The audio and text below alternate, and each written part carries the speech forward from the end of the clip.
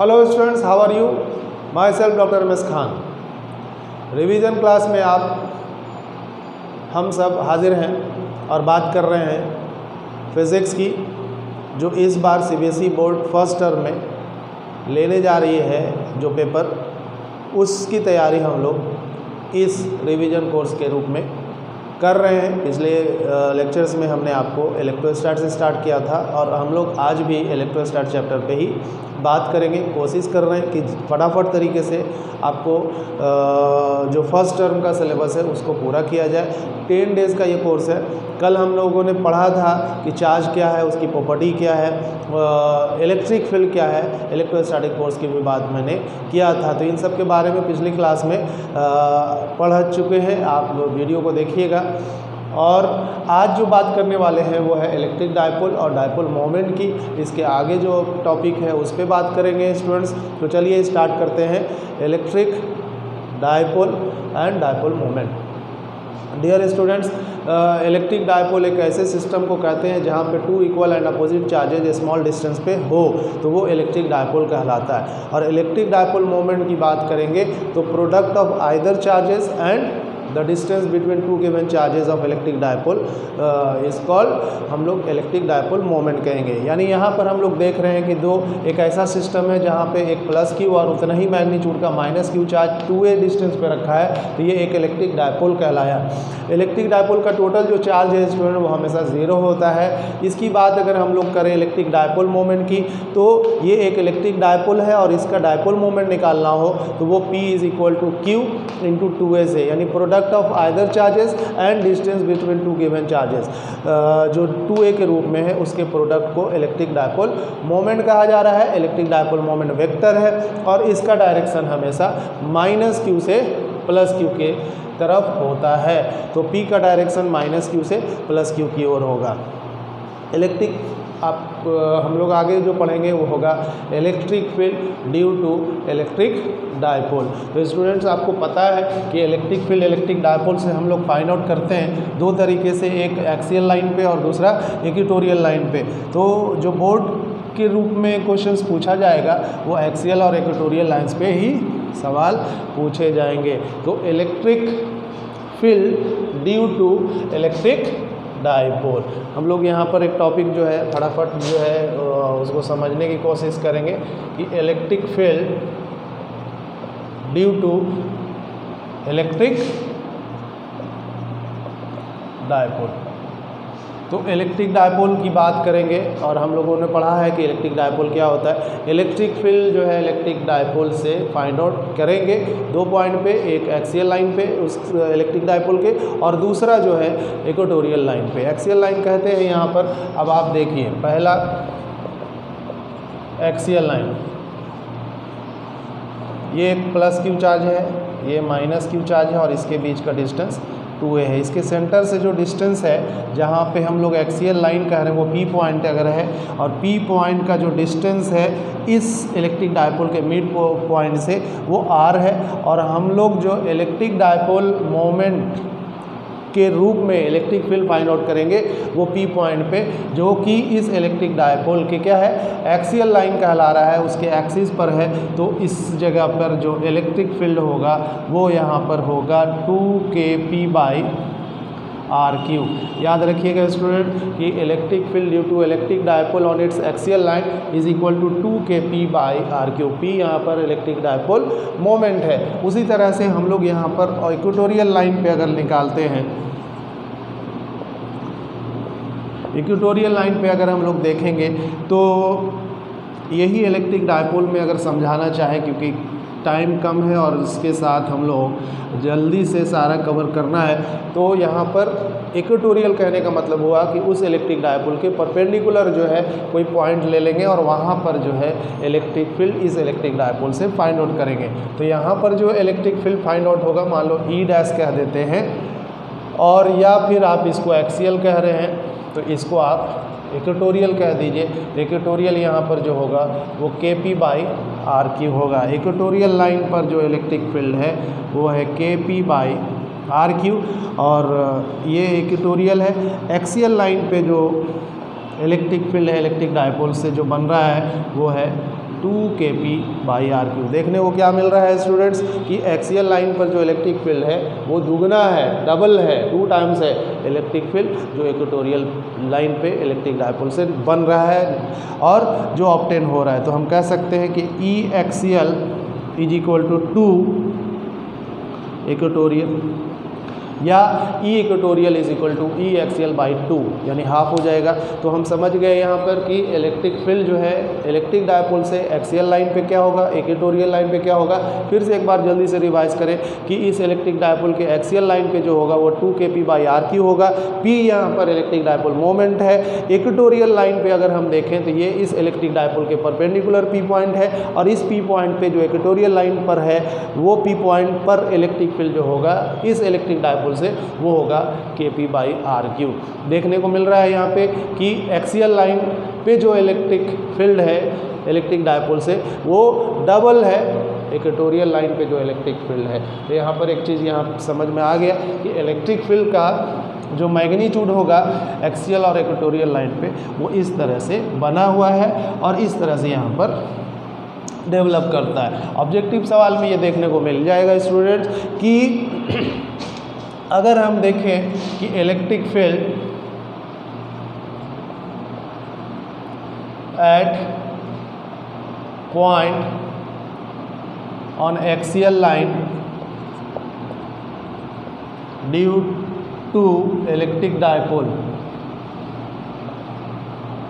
Is proportional to 1/r², 1/r पे power Q, C में r² और D में r पे पावर क्यू। स्टूडेंट क्या होगा यहाँ पर आंसर, इलेक्ट्रिक फील्ड का रिलेशन डिस्टेंस जो r यहाँ पर है वो डिस्टेंस है, वो उसके साथ अगर रिलेट कर रहे हैं हम तो वो आप देख रहे हैं कि एक्सियल लाइन पे जो इलेक्ट्रिक फील्ड फाइंड आउट किया था वो 2kp/r3 है।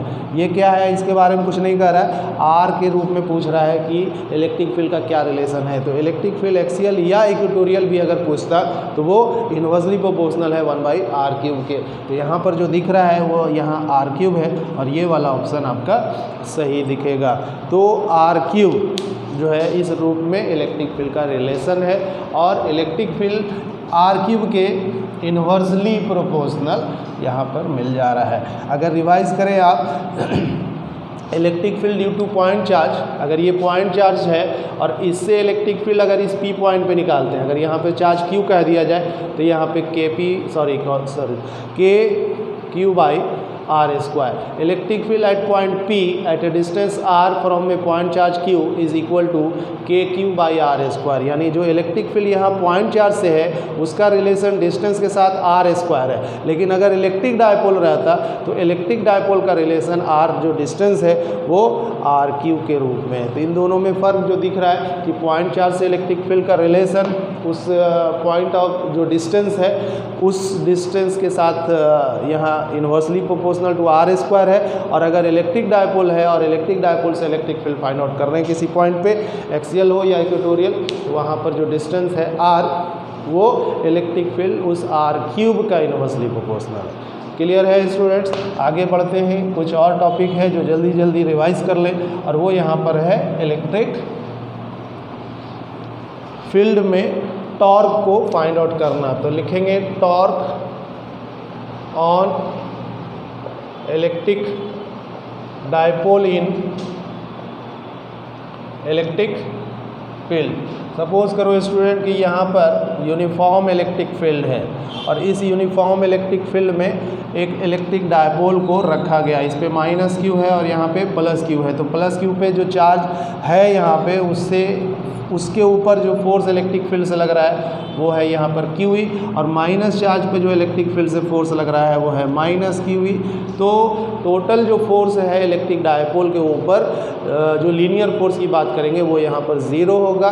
यूनिफॉर्म इलेक्ट्रिक फील्ड में total force on electric field on electric dipole by the electric field will be 0, क्योंकि ये QE इस डायरेक्शन में और उसके जस्ट अपोजिट -QE दूसरे अपोजिट डायरेक्शन में है। सम करेंगे तो 0 आएगा। हमें इस इलेक्ट्रिक डायपोल पे क्या निकालना है स्टूडेंट, टॉर्क निकालना है। तो टॉर्क के लिए अगर हम यहाँ पर बात करें तो टॉर्क जो होता है वो जो फोर्स लग रहा है इस चार्ज के ऊपर या इलेक्ट्रिक डायपोल के ऊपर जो लग रहा है उस फोर्स और उस इलेक्ट्रिक डायपोल के परपेंडिकुलर डिस्टेंस को यहाँ पर रिप्रेजेंट करता है टॉर्क। तो यानी टॉर्क इज इक्वल टू जो पढ़े होंगे आप तो वो R क्रॉस F होता है।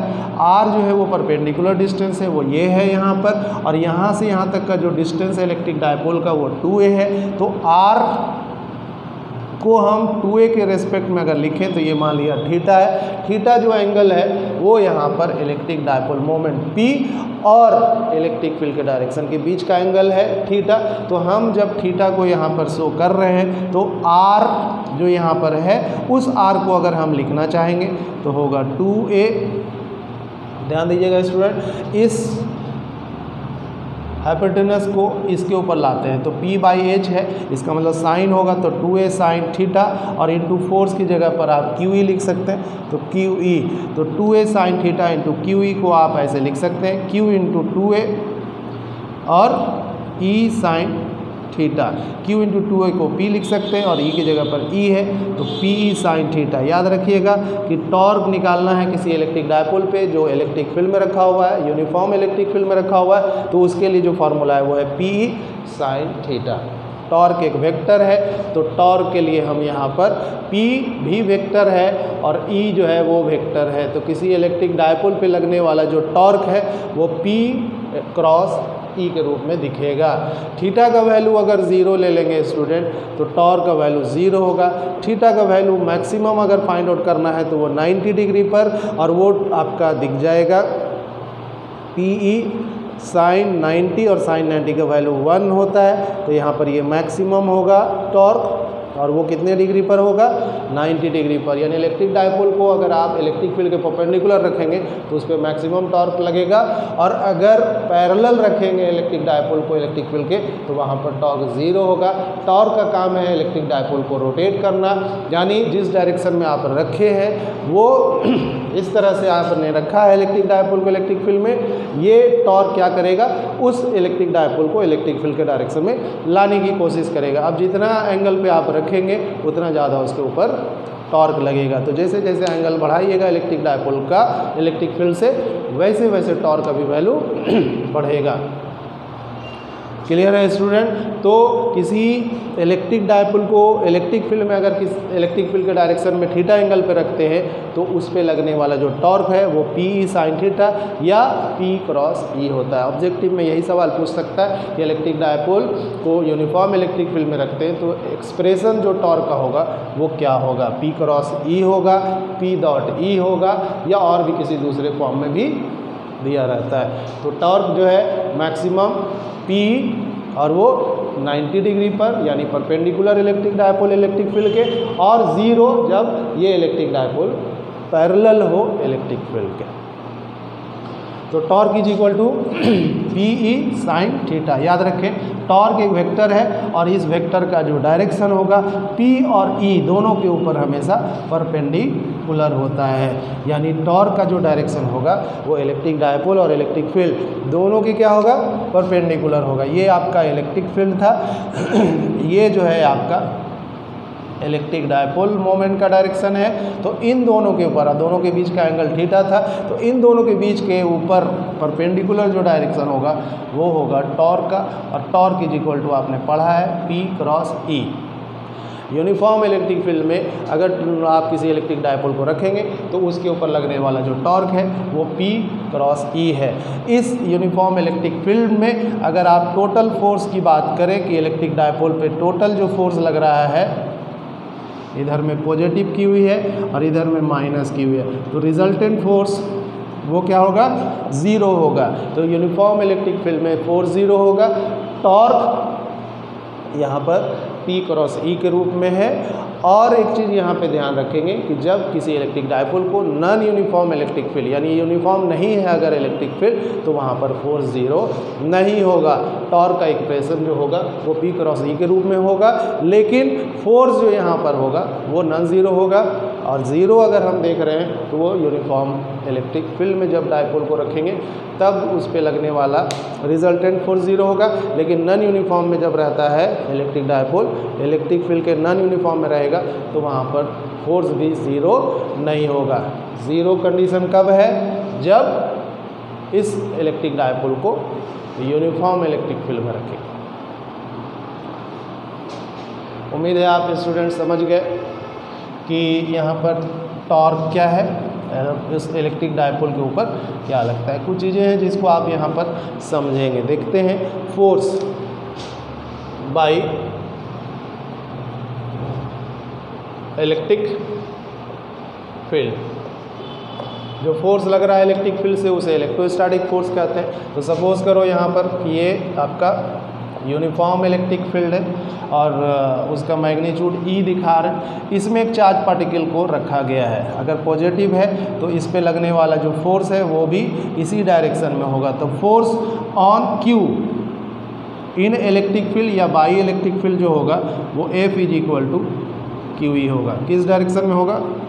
Along the direction of E होगा। याद रखना है कि इलेक्ट्रिक फील्ड के ही डायरेक्शन में होगा। लेकिन अगर स्टूडेंट हम लोग दूसरा अगर देखें, इलेक्ट्रिक फील्ड वही है, या फिर हम इसको फटाफट तरीके से प्लस की जगह क्या कर दें?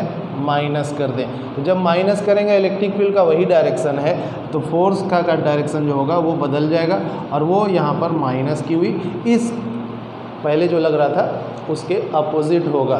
तो इसमें देख रहे हैं क्या कि इलेक्ट्रिक फील्ड में अगर पॉजिटिव चार्ज रख रहे हैं तो फोर्स का डायरेक्शन इलेक्ट्रिक फील्ड के ही डायरेक्शन में होगा। और जब इलेक्ट्रिक फील्ड के डायरेक्शन में फोर्स होगा तो ये चार्ज पार्टिकल एक्सेलरेट करेगा। क्या करेगा?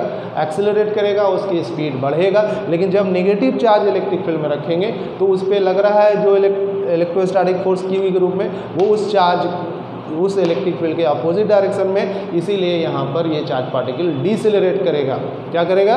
डीसेलरेट, यानी उसकी स्पीड घटेगा। एग्जाम्पल के रूप में देखें कि इलेक्ट्रिक फील्ड में अगर एक प्रोटॉन को रख दिया जाए, P फॉर प्रोटॉन, ठीक है, इलेक्ट्रिक फील्ड जो भी है दिया हुआ है, तो इसकी स्पीड क्या होगा? तो यहाँ पर प्रोटॉन का स्पीड इंक्रीज करेगा। लेकिन अगर यहाँ पर प्रोटॉन की जगह पर इलेक्ट्रॉन कर देते हैं स्टूडेंट, तो अब इलेक्ट्रॉन में स्पीड क्या होगा? डिक्रीज करेगा। प्रोटॉन जब था तो फोर्स इसी इलेक्ट्रिक फील्ड के डायरेक्शन में लग रहा था, लेकिन जब इलेक्ट्रॉन रखेंगे तो फोर्स उस इलेक्ट्रिक फील्ड के डायरेक्शन के अपोजिट लगेगा और फिर उसके स्पीड को क्या करेगा? घटाएगा। यानी यहाँ पर इलेक्ट्रॉन जो है इलेक्ट्रिक फील्ड में क्या होगा? डिसेलरेट करता है। और उसका जो पाथ है, उसका जो चलने का रास्ता है वो हमेशा स्ट्रेट लाइन ही होगा अगर इस कंडीशन में इलेक्ट्रॉन और प्रोटॉन को रखते हैं तो। लेकिन अब अगर हम कह दें कि ये इलेक्ट्रिक फील्ड है और चार्ज पार्टिकल जो Q है वो परपेंडिकुलरली इंटर करता है, यानी कि अगर चार्ज पार्टिकल को इलेक्ट्रिक फील्ड के परपेंडिकुलर इंटर कराया जाए तो इसका जो पाथ होगा वो ऐसे हो जाता है और ये जो पाथ है वो पैराबोलिक कहलाता है। तो पाथ जो है यानी जो चार्ज पार्टिकल है परपेंडिकुलरली अगर इलेक्ट्रिक फील्ड में इंटर करता है तो उसका जो पाथ होगा वो कैसा होगा? पैराबोलिक होगा। तो पाथ ऑफ चार्ज पार्टिकल जो प्लस Q के रूप में है इज पैराबोलिक। कब होगा? जब जो चार्ज है वो इलेक्ट्रिक फील्ड के परपेंडिकुलरली इंटर करता है। अगर पैरेलल रहता है या एंटी पैरेलल रहता है चार्ज पार्टिकल इलेक्ट्रिक फील्ड में तो वो स्ट्रेट पाथ पे चलता है, लेकिन यहाँ परपेंडिकुलरली इंटर कर रहा है तो फिर यहाँ पे जो पाथ होगा वो पैराबोलिक होगा। और पैराबोलिक जो यहाँ पर शेप दिखा रहे हैं वो इस रूप में चार्ज पार्टिकल मूव करता है। आगे स्टूडेंट हम लोग बढ़ते हैं, इक्विलिब्रियम ऑफ चार्जेस की बात कर लें। थोड़ा सा यहाँ पर और समझते हैं क्योंकि ऑब्जेक्टिव सवाल यहाँ से बहुत सारा पूछने वाला है। इक्विलिब्रियम ऑफ चार्जेस, तो इक्विलिब्रियम ऑफ चार्जेस में अगर देखा जाए तो इसमें अब इलेक्ट्रिक फील्ड को इस तरह से दिखा देते हैं। ठीक है, इलेक्ट्रिक फील्ड ऊपर की ओर लग रहा है और इसमें जो चार्ज पार्टिकल है प्लस क्यू वो रखा हुआ है। तो ये इक्विलिब्रियम का मतलब अगर एयर में है तो वो एयर में कैसे लटका हुआ रह जाएगा, हैंगिंग कैसे होगा, क्योंकि क्यू चार्ज है और इसका मास अगर m है तो याद रखना है कि इसका वेट क्या होगा, mg होगा। तो अब mg नीचे जो चार्ज पार्टिकल है उसका वेट नीचे है और ये इलेक्ट्रिक फील्ड जो फोर्स लगा रहा है QE के रूप में वो ऊपर की ओर है। अगर ये दोनों बराबर हो जाएगा तो चार्ज पार्टिकल एक्सेलरेट नहीं करेगा, वो यहाँ पर इक्विलिब्रियम में रहेगा, यानी कि वो यहाँ पर रेस्ट में रहेगा। तो रेस्ट में रहने के लिए क्या करेंगे आप, QE माइनस है ना mg और यहाँ पर कोई एक्सेलरेशन नहीं है, यानी a अगर 0 है तो हम कह सकते हैं QE is equal to mg। तो QE अगर mg के बराबर है तो वो चार्ज पार्टिकल इक्विलिब्रियम में कहलाएगा। इक्विलिब्रियम में होने के लिए इलेक्ट्रोस्टैटिक फोर्स और जो वेट है उस चार्ज पार्टिकल का वो हमेशा इक्वल एंड अपोजिट होना चाहिए। अगर ये पॉजिटिव ना हो करके नेगेटिव चार्ज पार्टिकल लेंगे तो भी इक्विलिब्रियम के लिए आपको QE is equal to mg होना चाहिए, यानी जब दोनों बराबर हो गए इलेक्ट्रोस्टैटिक फोर्स और weight of a charge particle तो यहाँ पर वो चार्ज पार्टिकल इक्विलिब्रियम में कहलाता है। उम्मीद है आप सारे टॉपिक को रिवाइज कर पा रहे होंगे। और अब जो आगे हम लोगों जो टॉपिक है वो है इलेक्ट्रिक फ्लक्स, या पहले हम लोग ये देख लें इलेक्ट्रिक फील्ड लाइन। स्टूडेंट यहाँ पर जो इलेक्ट्रिक फील्ड लाइन है इसको हम लोग पढ़ेंगे, इलेक्ट्रिक फील्ड के बारे में ही जो पढ़ रहे हैं। इलेक्ट्रिक फील्ड कहाँ पे कितने मैग्नीट्यूड के साथ है उसको ये रिप्रेजेंट करेगा इलेक्ट्रिक फील्ड लाइंस। इसे हम लोग इलेक्ट्रिक लाइन ऑफ फोर्सेस के नाम से भी जानते हैं। तो इलेक्ट्रिक फील्ड लाइंस जो है वो एक इमेजिनरी पाथ है। क्या है, इमेजिनरी पाथ है जिस पे कोई फ्रीली चार्ज पार्टिकल मूव करता है। सपोज करो कि एक चार्ज पार्टिकल Q है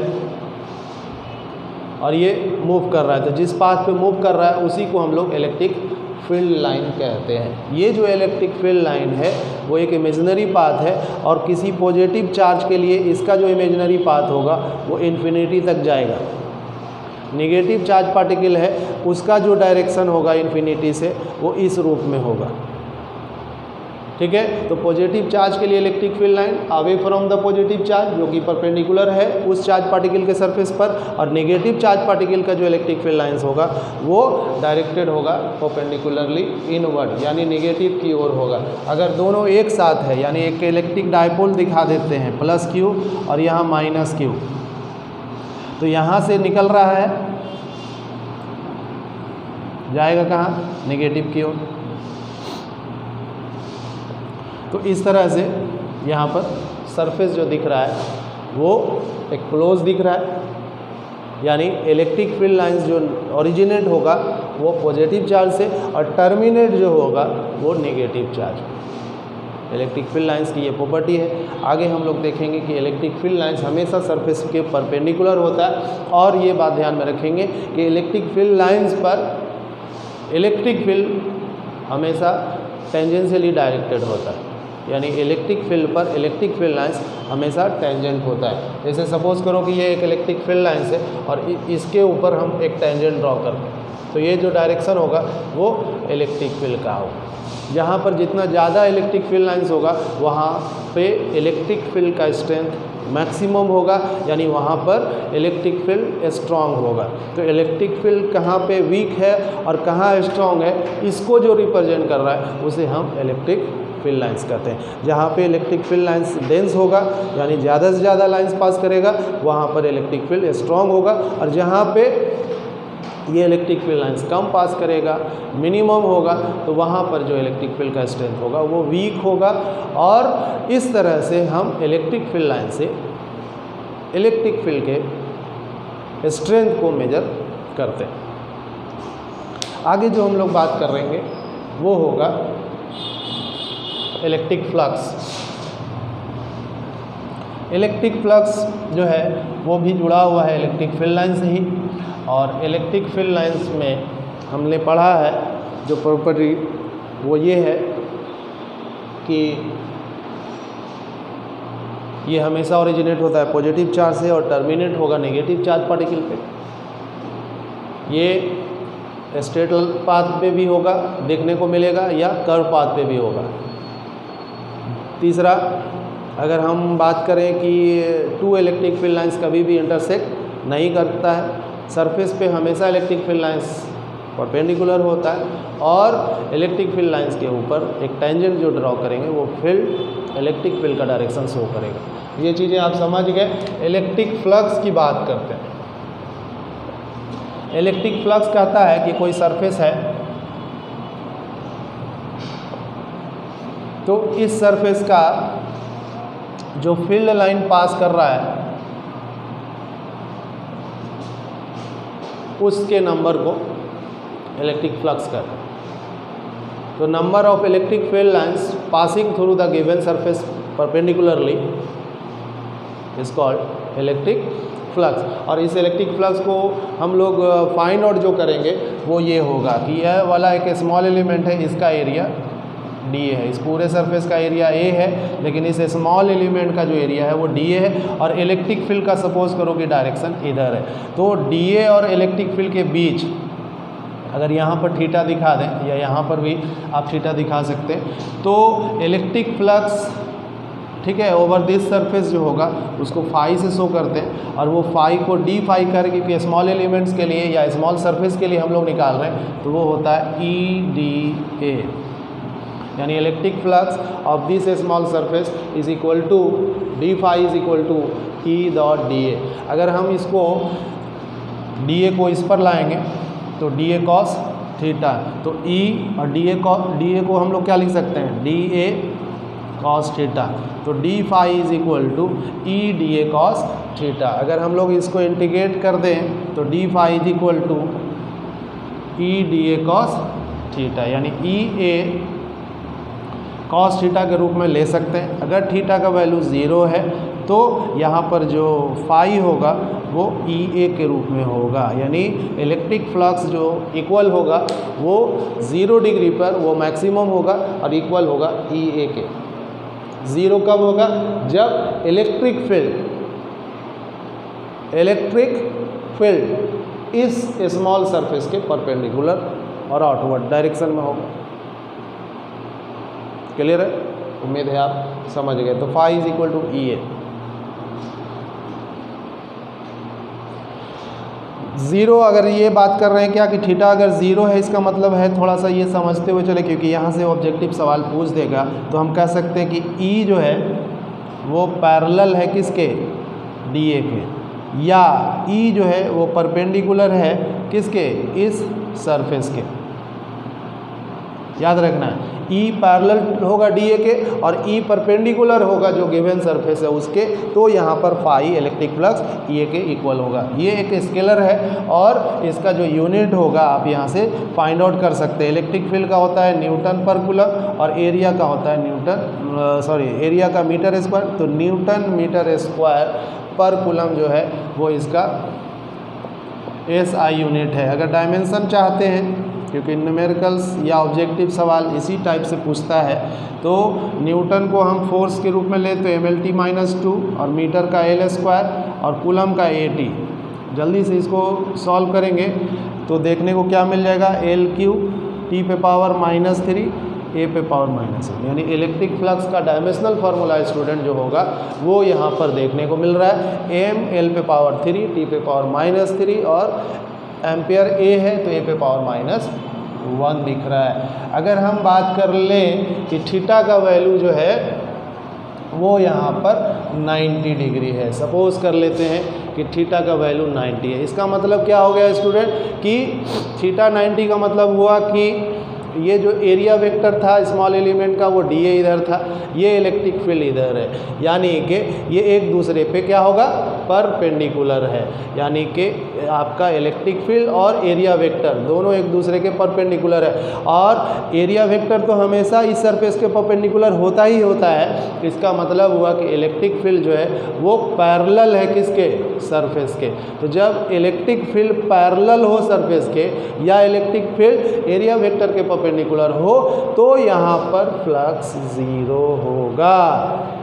तो इलेक्ट्रिक फ्लक्स जो है वो ज़ीरो भी हो सकता है, इलेक्ट्रिक फ्लक्स मैक्सिमम भी हो सकता है, और इन बिटवीन उसके बीच में होगा। और हम इसे फाइंड आउट करने के लिए, फ्लक्स को फाइंड आउट करने के लिए फार्मूला जो बताए वो है E vector E dot vector dA, और इसलिए हम यहाँ पर कह सकते हैं कि इलेक्ट्रिक फ्लक्स एक स्केलर है और ये डॉट प्रोडक्ट है दो वेक्टर का, और यहाँ पर जो दो वेक्टर है वो है एक इलेक्ट्रिक फील्ड और दूसरा एरिया वेक्टर। एरिया वेक्टर का डायरेक्शन सरफेस के स्मॉल एलिमेंट का एरिया वेक्टर हो जाता है, और उसका जो डायरेक्शन होगा स्टूडेंट वो परपेंडिकुलर होगा उस सरफेस के और आउटवर्ड होता है। और इस तरह से हम लोग इलेक्ट्रिक फ्लक्स जो है किसी भी गिवन सरफेस जहाँ पर इलेक्ट्रिक फील्ड है तो उससे हम लोग फाइंड आउट इलेक्ट्रिक फ्लक्स का कर लेते हैं।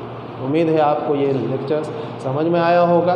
कुछ और टॉपिक को लेकर आते हैं, कुछ देर के लिए ब्रेक, आगे फिर हम लोग नए टॉपिक के साथ मिलते हैं, और टॉपिक जो होगा वो यहाँ पर होगा गॉसेस थ्योरम। ठीक है, थैंक यू।